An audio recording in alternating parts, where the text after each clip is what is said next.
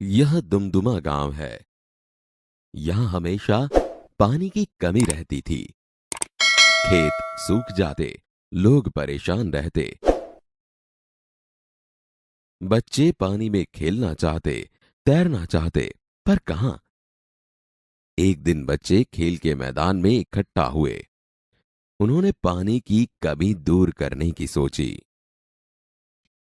मैं बादलों से प्रार्थना करूंगा, रोज बरसो। बादल रोज कैसे बरस सकते हैं? तब फिर क्या हो, सब सोचने लगे। क्यों ना एक बड़ा सा गड्ढा खोदे जिसमें बारिश का खूब सारा पानी भर जाए। हाँ हाँ, यही ठीक है। फिर बच्चे लाए फावड़े, कढ़ाई, कुदाले और तसले। वे जमीन खोदते रहे, मिट्टी ढोते रहे, बाहर फेंकते रहे। बच्चों को काम करते हुए गांव वालों ने देखा।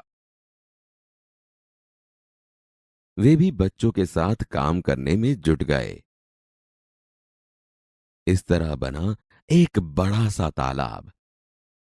बरसात में उस तालाब में पानी भरा। पानी से खेतों की सिंचाई हुई। खेतों में मक्का और धान लहलहाए। लोग खुश हुए और बच्चे पानी में छपाछप खूब नहाए।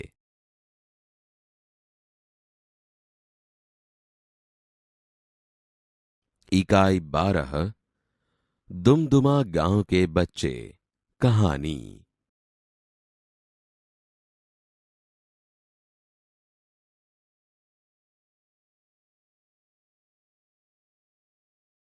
इकाई को सुनिए। बच्चों में अपार क्षमताएं होती हैं। उनमें स्वयं कुछ करने की लगन पैदा करना आवश्यक है।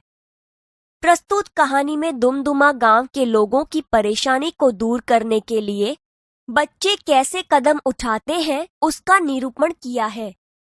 बच्चे इस कहानी से प्रेरित होकर कक्षा, विद्यालय और गांव की समस्या का हल ढूंढने में जागरूक होंगे और कार्य भी करेंगे। यह दुमदुमा गांव है। यहाँ हमेशा पानी की कमी रहती है। खेत सूख जाते, लोग परेशान रहते पर कोई उपाय नहीं कर पाते थे। बच्चे पानी में खेलना चाहते, तैरना चाहते, पर कहां।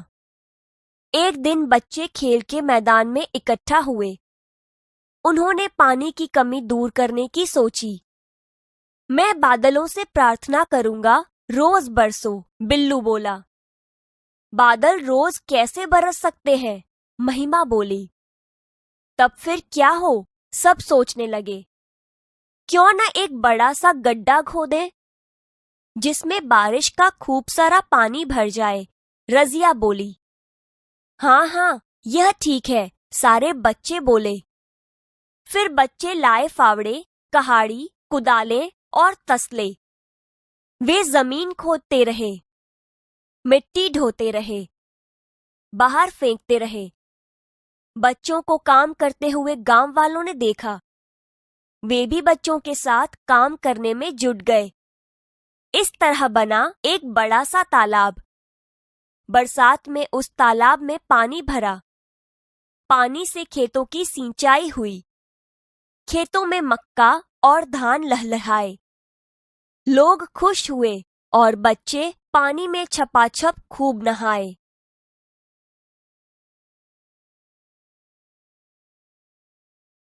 बाल दोस्तों, आपको दिखाए जाने वाले चित्र और उसके वर्णन के आधार पर वर्कशीट में 5 वाक्य लिखने हैं।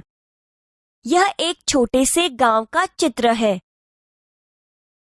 दूर सूर्य निकल रहा है। आकाश में पक्षी उड़ रहे हैं। गांव के बाहर एक तालाब है। तालाब के किनारे सुंदर पेड़ पौधे लगे हुए हैं। तालाब के किनारे पर स्त्रियां कपड़े धो रही हैं।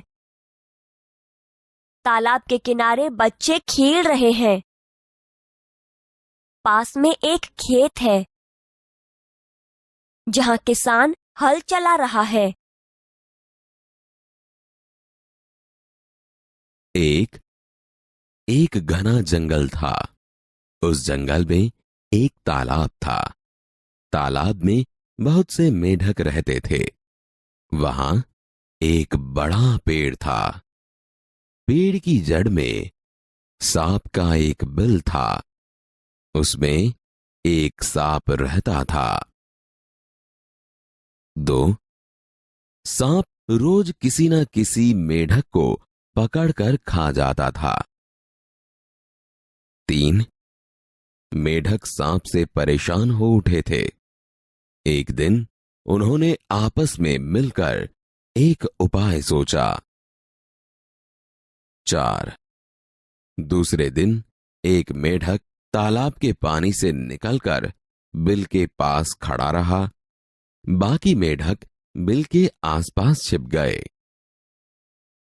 5 जैसे ही सांप ने मेढक को पकड़ना चाहा, बिल के आसपास छिपे सभी मेढक सांप पर टूट पड़े। वे सांप को पकड़कर खींचने लगे। 6 सांप घबरा गया। उसने पकड़े हुए मेढक को छोड़ दिया और अपने बिल की ओर भागने लगा। सभी मेढकों ने अपने संगठन की शक्ति से उसे भगाया।